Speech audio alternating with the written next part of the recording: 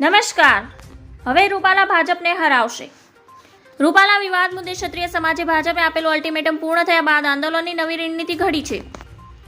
ગઈકાલે અમદાવાદના ગોતા ખાતે ક્ષત્રિય સમાજની સંકલન સમિતિની બેઠક મળી હતી, જેમાં ક્ષત્રિય સમાજની 92 સંસ્થાના પ્રતિનિધિઓ હાજર રહ્યા હતા.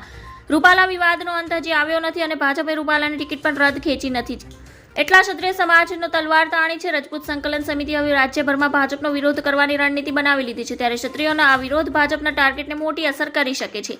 ભાજપ કોઈપણ ચોખે ક્ષત્રિય સમાજ સામે નમતું જોખવાના મૂડમાં નથી. ભાજપ રૂપાલાને નહીં બદલે એ તો ફાઇનલ જ છે. આ રીતે ભાજપ પોતાનો વટ રાખ્યો છે, પરંતુ તેની સામે ભાજપના વોટની મોટી અસર પડશે. એક તરફ ભાજપ 26 બેઠક અંક કરવાના અને દરેક બેઠક પર 5 લાખની લીડ સાથે જીતવાના ટાર્ગેટ સેટ કરીને બેઠું છે, પરંતુ હવે લાગે છે કે રૂપાલાના વિવાદથી ભાજપનો ટાર્ગેટ તૂટી શકે છે.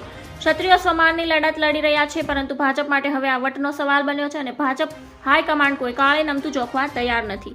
ધન્યવાદ. જય હિન્દ.